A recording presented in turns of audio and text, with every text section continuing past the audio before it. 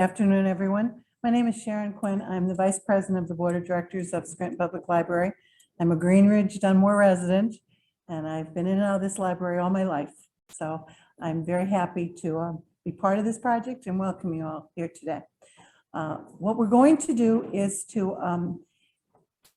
this is our inaugural event. We're going to kick off our program today with you. We have probably a dozen people on our Zoom call, and some of them are board members, some of them are patrons and friends of the library. I want to introduce you to the people here who will be working on this project. First of all is our CEO of the library, Scott Thomas, and then Jess Saranti and Diane Demko and Anna Kilcullen. Anna works directly here at the library, and Diane is the supervisor of the branches. You would see her at the downtown mall branch as well. And Jess is she's like the one who makes everything work. Also, our board members here today are Bill Davis and John Cowder. They'll be working with this program, and as will all the other board members.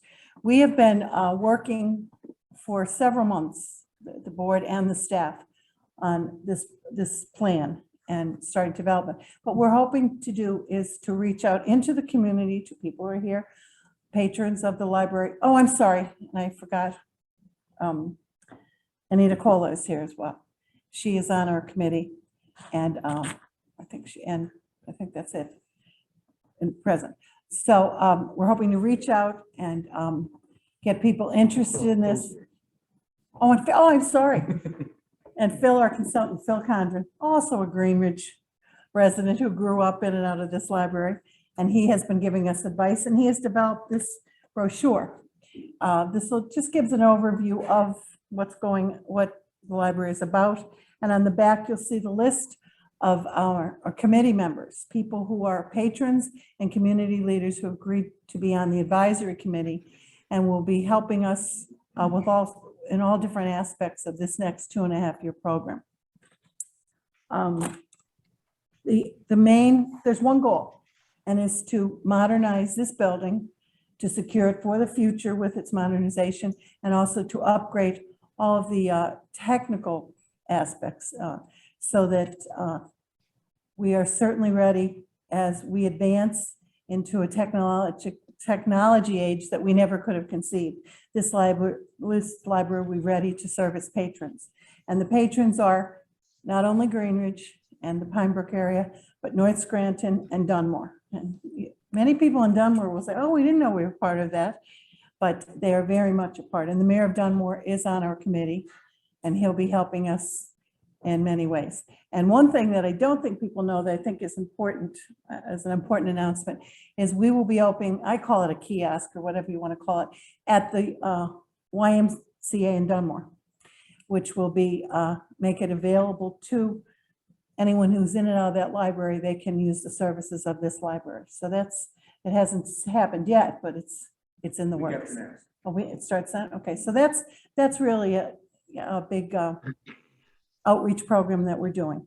So, okay. We have been working on for several months. Scott and I have been talking to different funding sources. We're starting, and the staff as well.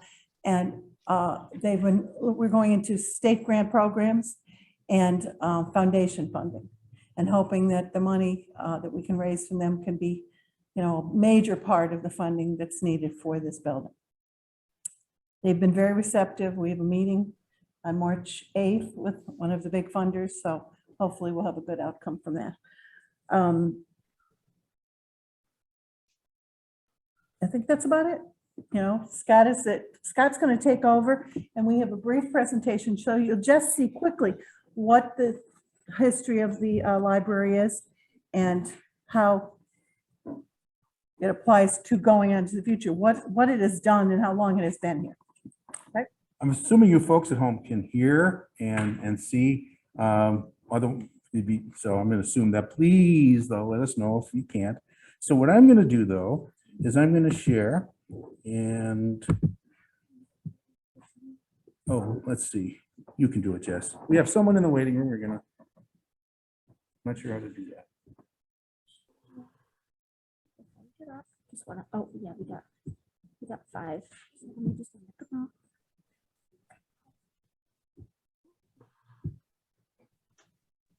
There we go. Okay, now we're ready to go.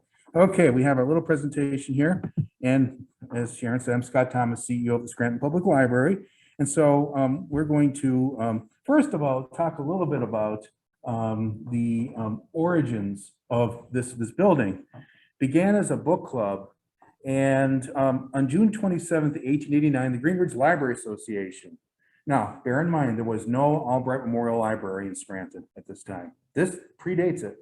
The Greenridge Library Association obtained a charter to build a library building and land donated by George Sanderson, who he has an avenue named after him. So I figured he must be a big deal, and he is. He was a colonel, a son of one of the founders of the city of Scranton. He was an attorney.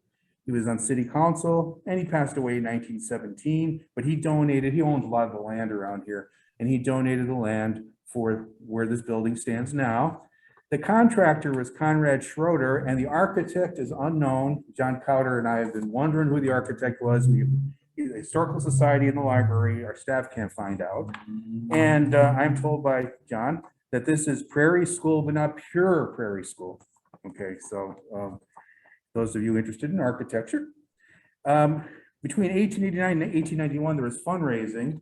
And the grand opening was June 5th, 1891. And by the way, I wanted to thank Alyssa Loney and the reference department for doing all this research, because I learned a lot of stuff myself. Late 19th century, so the building is open.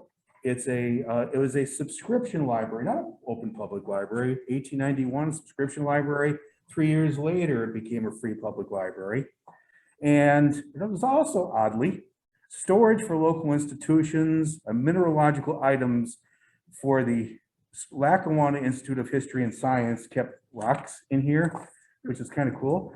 And we figured they had some kind of connection with somebody on the board or something. I don't know.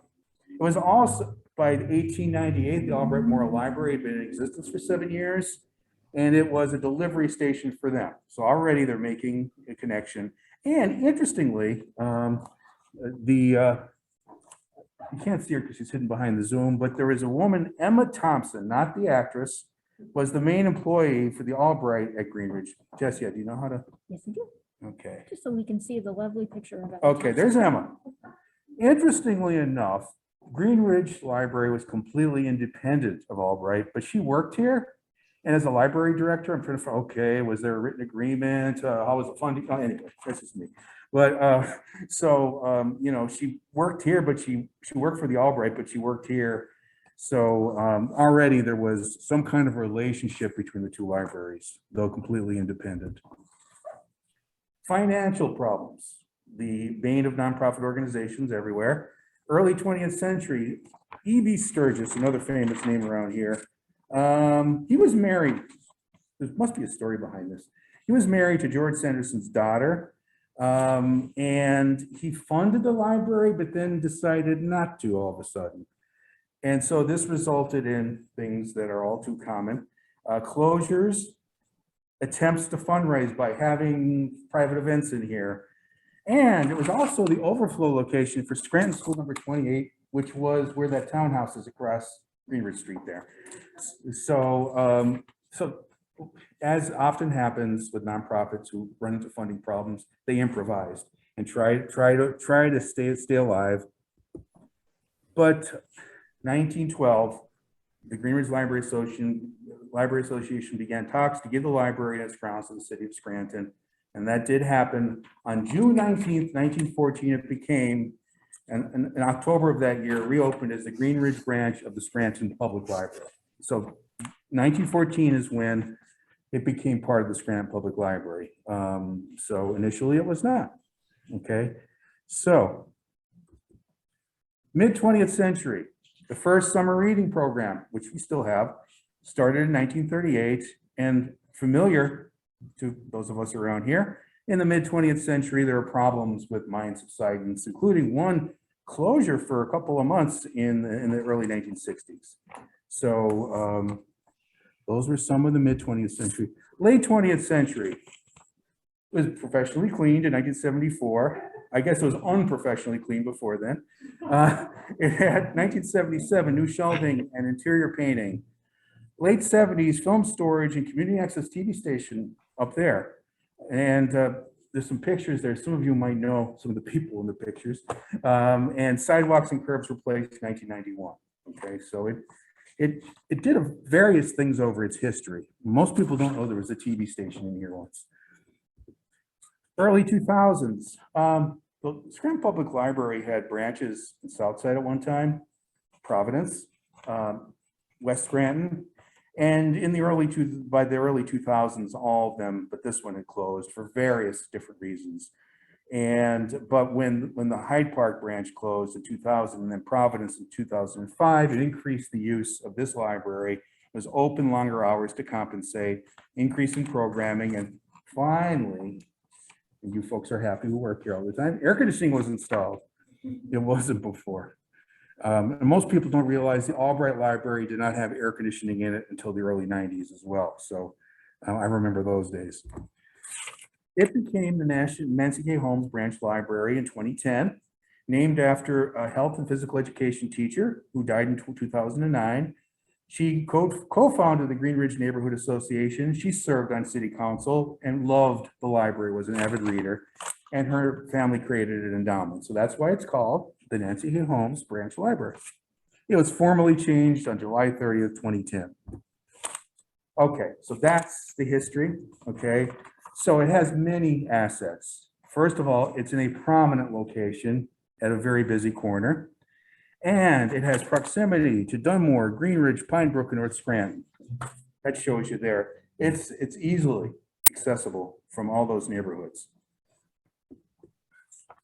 It is a small library feel with the resources of a larger library system. So it's a neighborhood branch, part of the Scranton Public Library, and beyond that, the Lackawanna County Library System. So access to all kinds of technical expertise and administrative support, and all the things that come from a large library, and all kinds of resources. So it's kind of the best of both worlds. That's the way we look at it. And we're happy to have a library here in this neighborhood. And as we pointed out, yes, it's a historic building as well. So it has many assets, dedicated staff, some of whom are here right now, and there's a picture of them, okay? And neighborhood involvement. We have St. Paul, St. Clair's involved, and a lot of other people too. So there's a lot of neighborhood involvement. It has challenges. So these first couple of challenges came out of a survey that we did in 2020 for the entire Scranton Public Library as part of our strategic plan, which we now have. And what we identified that the challenges were a lack of public awareness of what the library does in the community. We're working on that now. We have a PR committee and we're doing PR. Diversity, reaching out to folks that may not, people that may not normally use the library and don't feel they have a place in the library.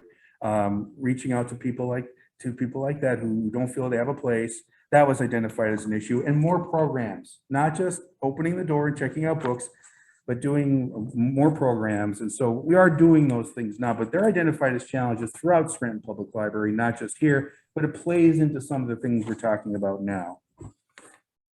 Another challenge, this is the main one, non-ADA compliant Americans with Disabilities Act. It was grandfathered into that act because it's so old.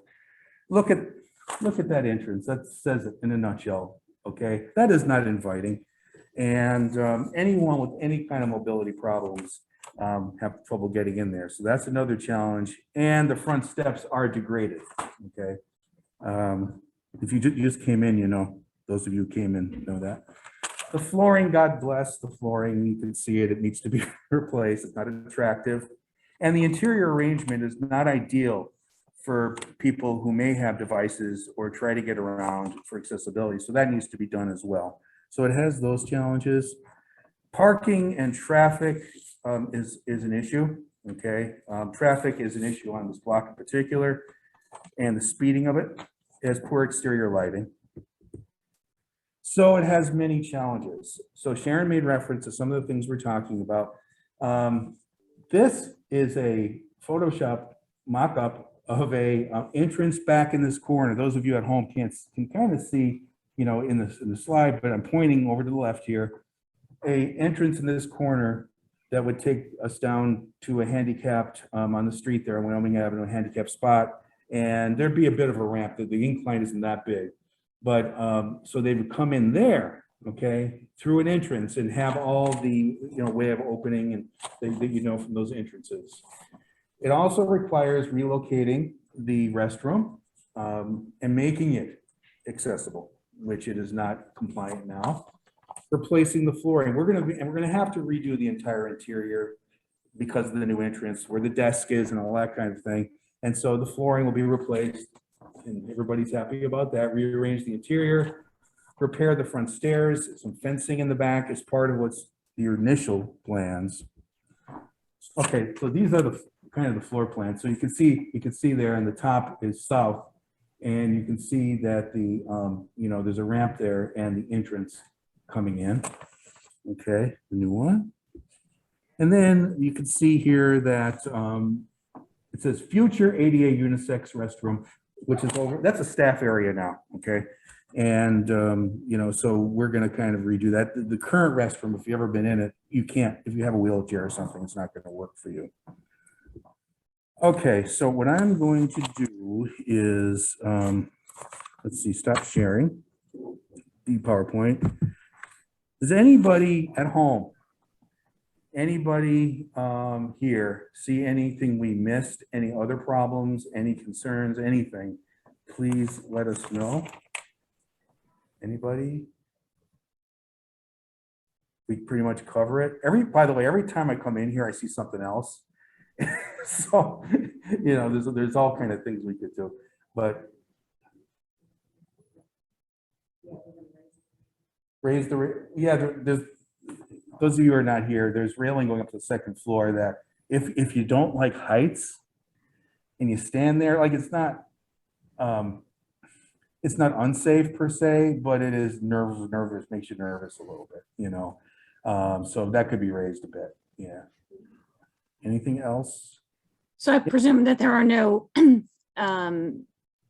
environmental issues, lead paint, asbestos, anything like that you might contend with?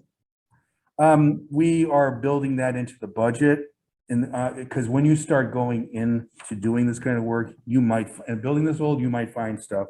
So we're building that into the budget for the project, just in case. So we're like anticipating there might be issues. Yes, we could do the antiquity of the building. Scott, can you hear me? It's Bob Lettieri. Hey, Bob, how you doing? I'm doing fine. I'm sorry I couldn't walk all that 100 yards to be there in person there, but I'm a little wary of the ice, and I don't want to have any missteps. But you and I have talked at length about some of these things, and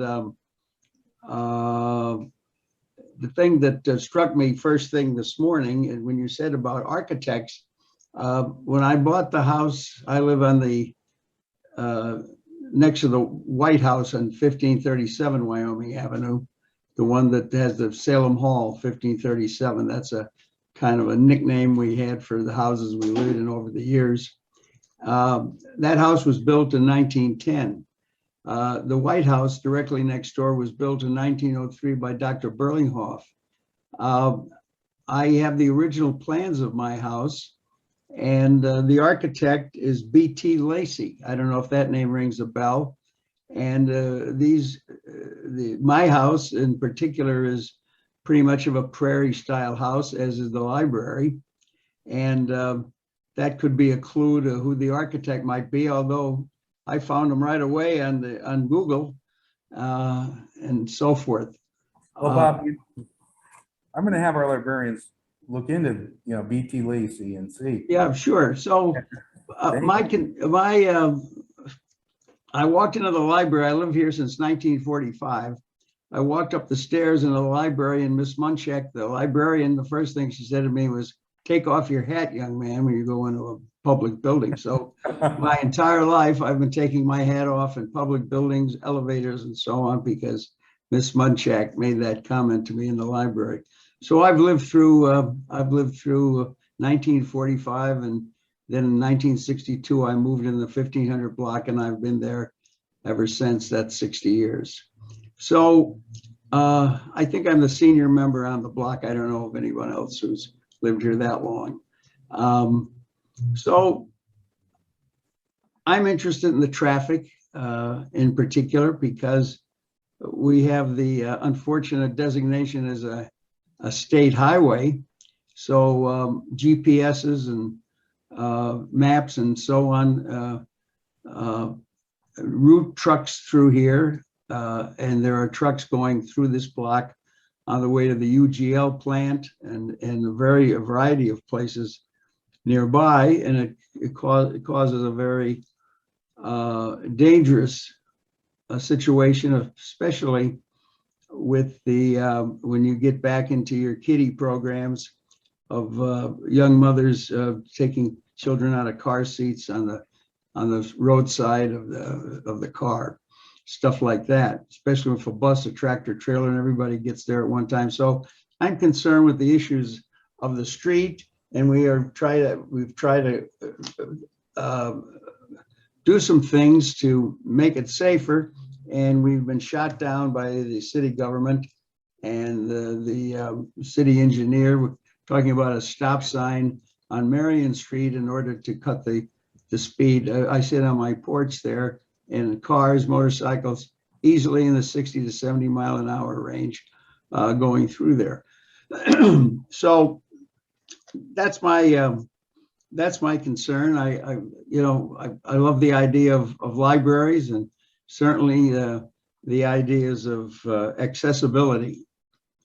So I'm happy about those things, but I'm concerned with the traffic and anything that might be done on the exterior there that would make the traffic situation even worse. And I'll address the traffic in a second. I think someone here had a question. Thanks, Bob. The ramp is very nice as it goes down, but people still have the problem of parking their car out there, getting out of the car, coming up over the curb with their wheelchair. Is there enough room back there to put any parking spaces? No, unfortunately. I mean, like a parking lot or anything like that. I mean, we can explore that again, and see what, what can be done. What is that used for now, Diane? The backyard? We use it for programs, but, we can look into that. We had it looked at before, but I mean, we can look at it again. As far as the traffic is concerned, we have had conversations with numerous, I've talked to PennDOT, the city of Scranton, Lackawanna County, traffic engineers, and what I'm told is that we have to have a traffic study done before we can do anything. And we are applying for a grant very soon, Monday, to get a traffic study. We found out that we were told that the library itself would have to pay for that traffic study. So we're going to get a traffic study done. That in turn starts the ball rolling, where you can then look for funding to get things to control the traffic, signage and signaling and things like that. And so I do think that we did look at the way the curb would have to be cut so people could get out of cars and things like that. But that's fine if you can park your car, get out of your car, and, use the ramp, great. But there is the whole issue of you're on a busy street. And so that's something that we're concerned about too. So we are going to, like I said, we're going down that route right now. So. We've been looking at different properties in the area that might become available that we could purchase. I'll give you the specific example was the immediate building immediately next to was for sale. And we have thought perhaps we could buy it as if we could not them. We would here be great shape, but someone did buy it. Now that could have resulted in several parking spaces, certainly in the accessible parking. But there are some other properties that could be possible. And if you, some of you at home might not have heard because the way the microphones are placed, but Sharon was talking about, acquiring properties, and that we had looked at a property next door that came on sale. Then the library would have to incur debt to purchase the property. And one of the things about the backyard too is entrance and egress to Wyoming Avenue from a parking lot is another issue that came up. That's why, that's, that's another, again, we can explore it against it. So we're always looking for opportunities for a parking lot, Yes, Anna? I don't know, I put my eye on that first property went over, it doesn't look to me, and, yeah, I have it, and, it may come with the property, the little smaller kind of garage thing back here, Mm. that would be awesome. We'll keep your eye out, especially since you work in this branch, let us know about any opportunities. We would look at it and see what we can do. So parking, parking is also a problem at the Albright Library. Okay, so it's something we're constantly dealing with, but thank you. I mean, that's, we'll keep looking into that because we're concerned about it. You and Bob both echoed each other. So other questions? No other questions? Scott, can you hear me now? Yes, I can. This is Richard Fitzsimmons on the Zoom connection. I'm quite impressed with all of your plans and the forward-looking descriptions of what you would like to do. I was going to address parking, but I think that course has been well mentioned by Bob Lettieri and others, because I think it's critical that it be addressed and solved as best as it can be, given the fact that it's on a state highway. One thing that I have not heard, and I know it's early on in the whole process, but no one has mentioned finances. Oh, No one has mentioned estimated costs for the plans that are being discussed, and how those funds really would be raised, other than maybe some state grants, maybe some funds from foundations, etc. Let's talk about a dollar figure. Well, Dr. The Fitzsimmons, high, the low, etc. And just- how we are going to achieve securing those funds, other than saying, well, maybe the state, maybe foundations. you just gave me a perfect segue, Dr. Fitzsimmons, because that's exactly what we're going to discuss next. And let me see if I can get this. There it is. Whoops. Okay. We have found out, just doing the basics, meaning the handicapped access and all the interior renovations and putting in money, if we do encounter, other issues related to that, would be $600,000. Okay.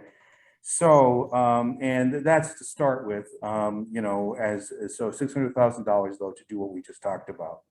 This is the schedule now. So the first thing is now basically approaching foundations and other large grantors to see, if they'd be interested.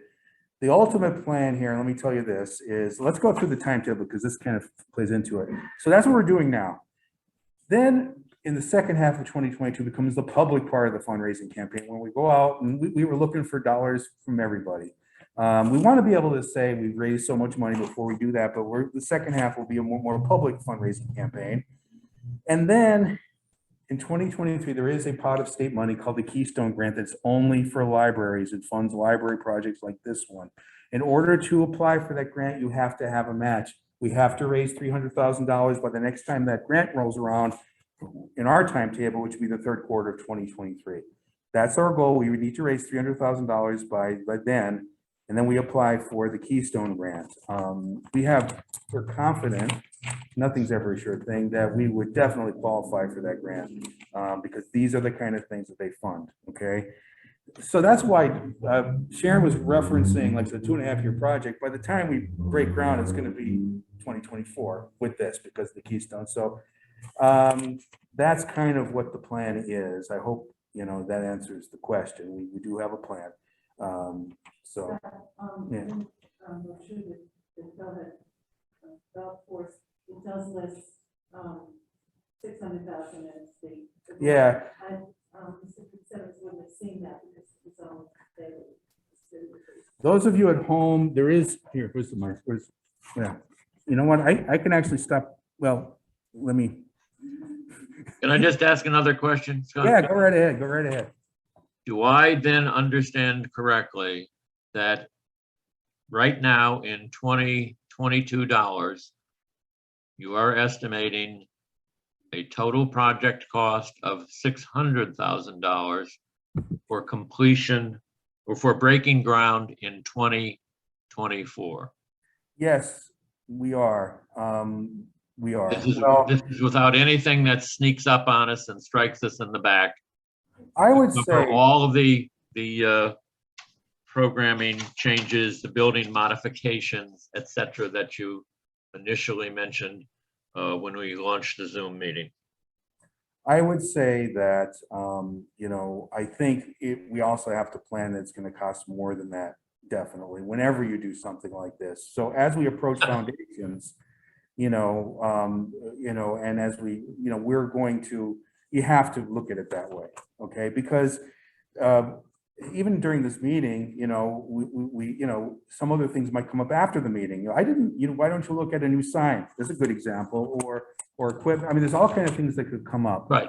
So, you know, I'm not going to say how much over $600,000 Dr. Fitzsimmons is going to be, but we do have to keep in our minds that that's the way, that's the start as we approach that one grant, you know, and how much we need to match it. That's just to do the basics. It's So realistic to say that you always run over the basic estimates. absolutely. And you have to, no one anticipated that we would have such inflation now. And so what is it going to be like in 2 years? We don't know. Right. So you have to be flexible in these kind of things. You know, when we come to the public part of the fundraising in the fall, there may be a different number. It might be higher, frankly. Okay. You know, so, but we're starting this now. And we want to know your thoughts and we appreciate them. So. You've answered my question. Thank you. Okay, you're welcome. And let's see here, let's see here, one more slide. This is our renovations committee. These are people in the community, and there's one here, Anita's here. And Bob Lettieri is on the call, who have stepped up to help us, you know, through this and advise us. So we appreciate everything they're doing. And, you know, you can see that we have people from Dunmore and Greenridge and everywhere. So we appreciate that. And with that ends, oh, and there's naming rights, by the way. Those are some naming rights we have. We could name a reading room after you. So there's that. Okay, and with that, I am going to stop sharing the PowerPoint. Any other questions? It's Bob Lettieri again. Go ahead. I think it's Dave wants to say something. Go ahead. I think Dr. Ginsburg was going to say something. Yes. I'm wondering about the second floor. What's the plan for that use? There is a second floor to this building that's now basically staff offices and some programming that needs to be looked at, frankly, you know, as to what it can be used for, whether we're making the best use of it. And so, you know, right now the plan is Dr. Ginsburg to use it for staff offices is what the plan is. And, you know, but, you know, is that the best use of it? You know, and that's something, you know, whenever you're looking at this, you always have to think ahead and listen to people's ideas as to what else can be done. So that's right now, offices is what we're going to use it for. And it's also a meeting room, by the way. So, yeah. Scott, it's Bob Lettieri again, if I'm not interrupting anyone at the meeting. I'd like to get back outside for a minute and talk about the entrance on the outside is going to be a ramp. Yeah. And is that going to be covered, or that's going to be outside? Yes. I see. It is. And that's, I don't know all the ins and outs of handicap accessibility, but if that works out, and how about, is there an elevator involved? No. Unlike making the Albright accessible, which did involve an elevator, we do not have to do that here. That, by the way, is one of the issues we run into with this room that Dr. Ginsburg talked about, is on the second floor and is making that accessible would require some kind of elevator. That's why I couldn't give you a really clear answer about that one, but for the building itself and the main floor, we do not need an elevator. So run through the idea of someone pulls up, where do they pull up? At the curb, I guess, Yeah. and the curb is gonna be the curb that's there now? And no, it's gonna be redone. So there's all kind of stuff. How is that gonna be redone? That's what I'm interested in. Basically, we have to pay part of it. We also have to go through PennDOT to do part of it. So there's that whole process, so yeah. But it's redone. There's specifications for how you do the curb cuts for people with handicapped, Well, I've seen this, for example, down in front of the Globe store there, the road is cut in and there's like a parking space there. That's exactly what we're talking about. So you're gonna have a thing that's cut in there. Yep. That's right. And where is the sidewalk going to go? I mean, off the top of my head, I don't know. I mean, the sidewalk. So there's no plans drawn for that yet. No, we don't have yet. I mean, but usually when you see them, there's a curb cut and the sidewalk's along the side of it. You walk along the sidewalk.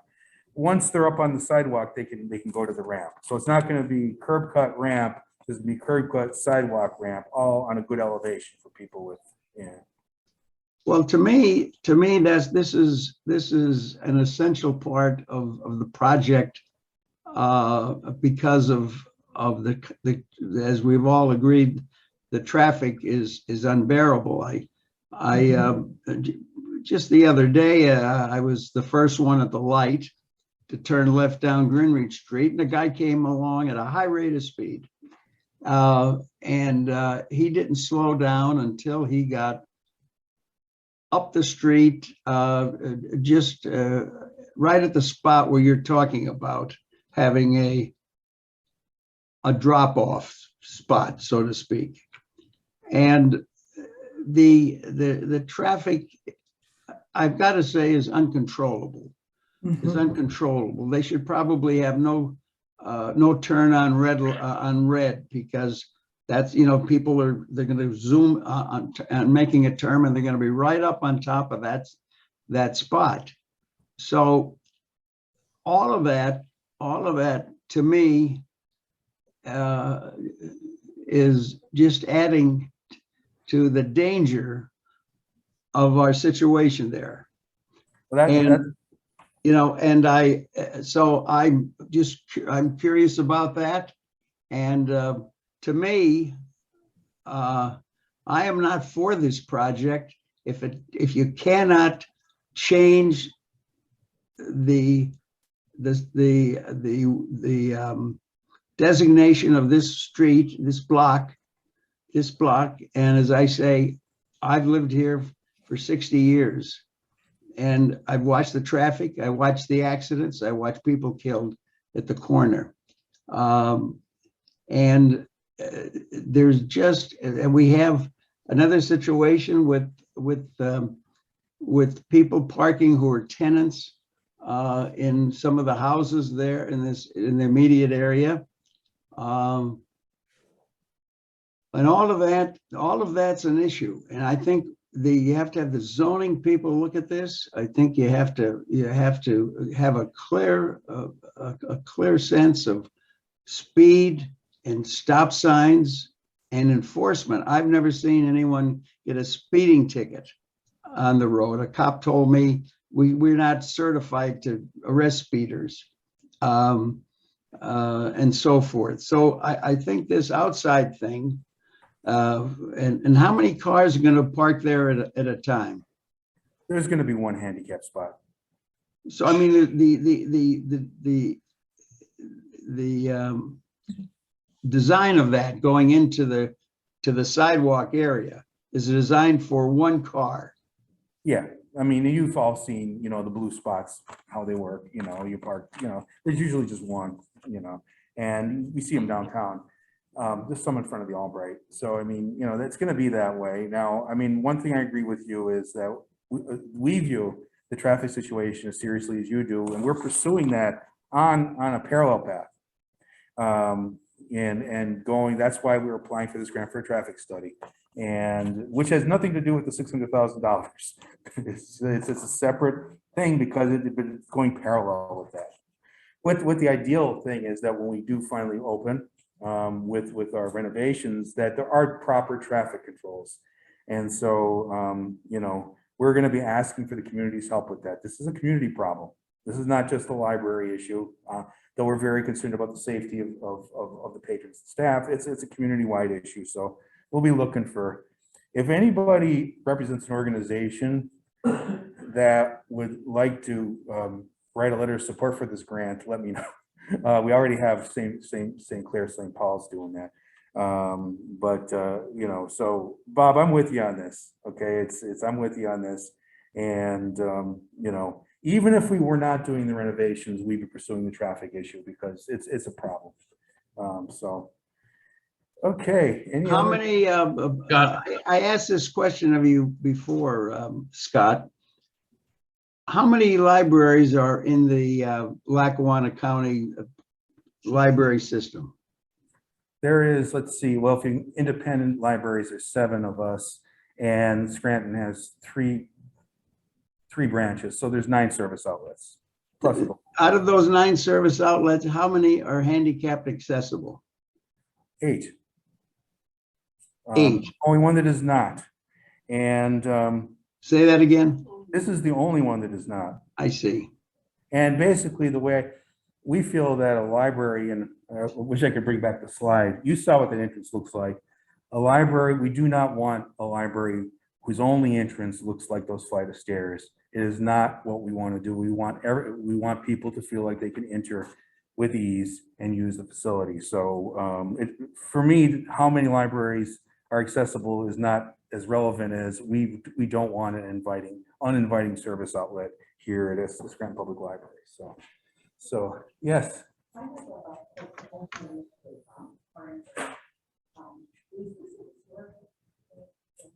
This building is not on the National Register of Historic Places, which removes some complications in renovations, but it is not, unlike the Albright, which is. Good question. Scott, may I ask another question or two? Sure. A two-pronged question, just for general information.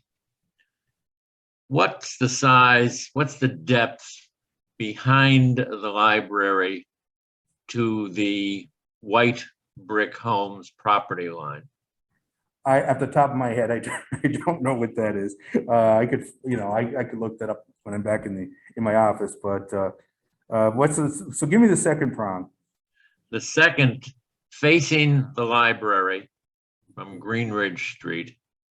Did I understand a comment correctly earlier in this presentation that that home at one time may have been for sale?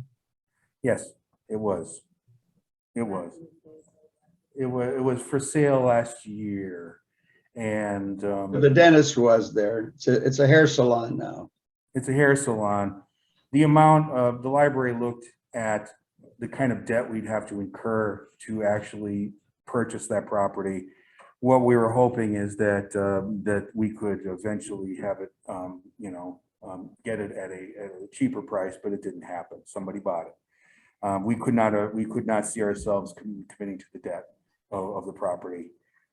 There's the issue too. We would have to then tear down the house, and that adds. There's all kind of complications of entrance and egress and things. Zoning, which could have been resolved, but it was a large financial commitment.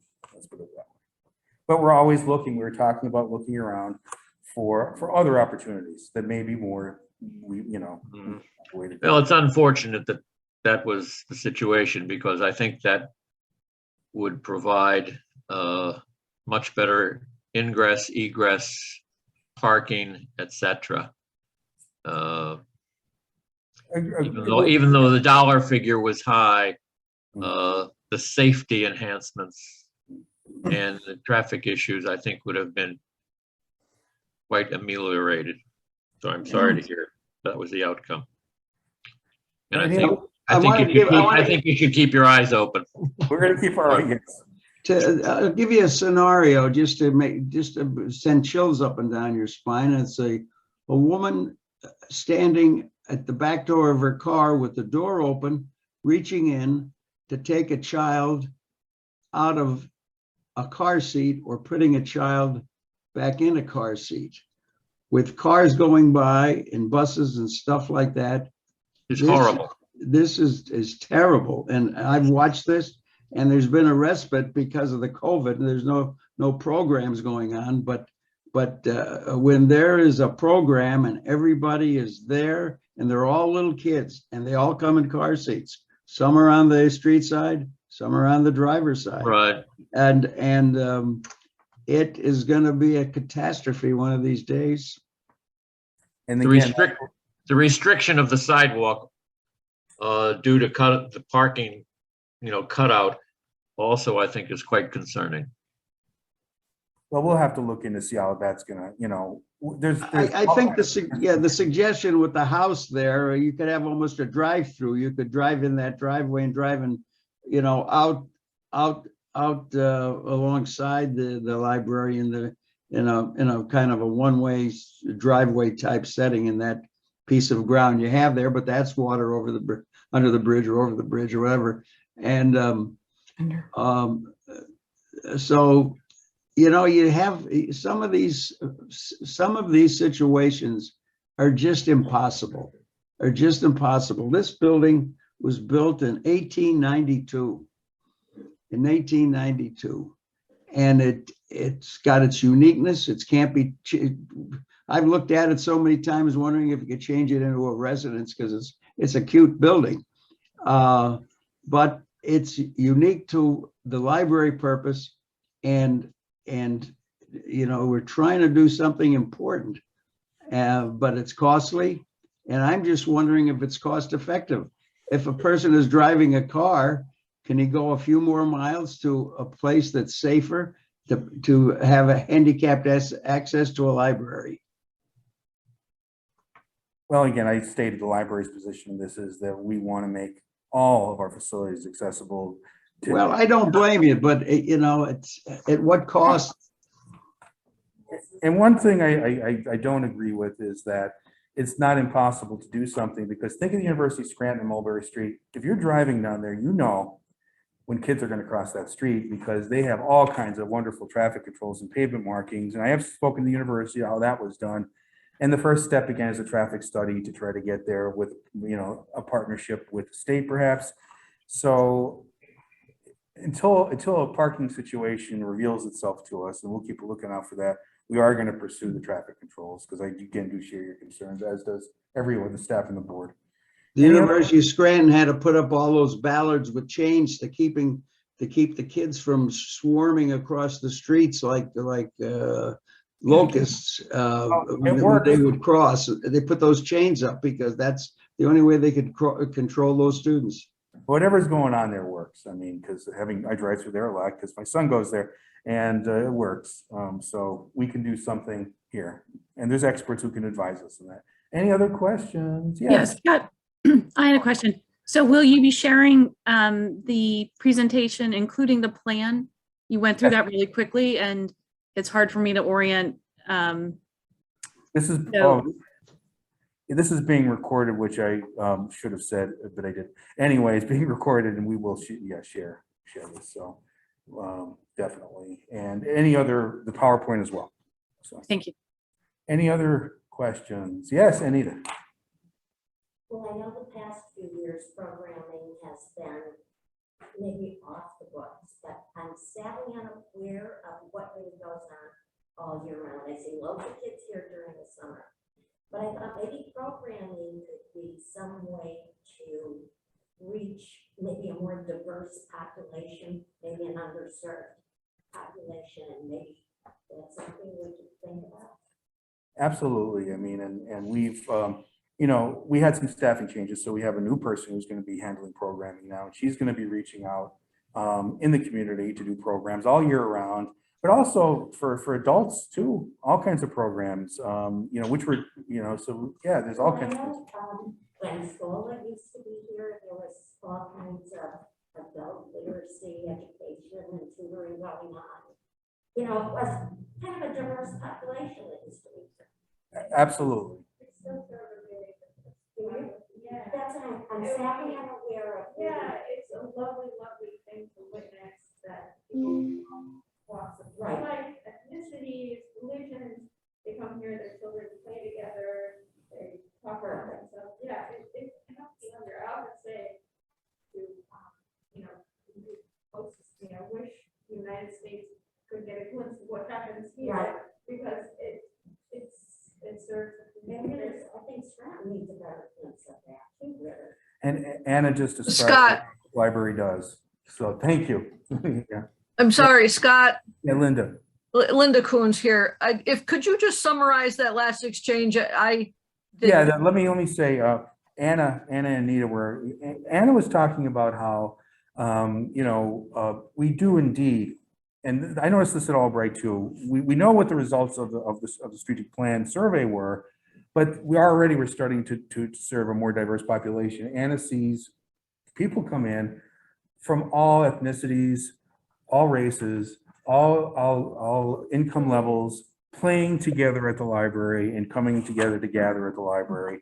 And I mean, that's what we're trying to do. And even with at the library, and Anna's the staff here sees that. We certainly see that at Albright too. People of all political persuasions coming in to use the resources. That's what the public library is all about. So thank you, Anna, again. So did I capture it right? Yeah. Oh, thank you. Okay. So that's what Thank that was. I realize folks at home can't hear as well, so. Scott, another question from Bob. Yeah. Sorry to bring these things up, but are you considering hiring a professional fundraising advisor on the campaign? We have someone who is advising us right now, yes. And this is a professional fundraiser, is it? Yes, he is. Yeah. He's advising us, so. Okay, And we good. have plenty of expertise accessible to us, so. Any other questions? Yes. Another resident employee, I want to know about security cameras. Thank you for adding that one to the list. Security cameras, okay, we don't have any. I have just applied for a grant through the state for those for all of our locations. Now, whether we get that one, I don't know, but that's on our agenda, absolutely. Because the ones at Albright are 25 years old and they're not really useful.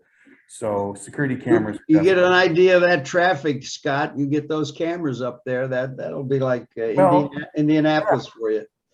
Yeah, I mean, you can have cameras outside too, but certainly inside. So we are, that's something we're pursuing. So they're costly as well. And again, there's all these things like Dr. Fitzsimmons mentioned, where you start, but there's all these things that get added that, are tangential but important as well. So anything else?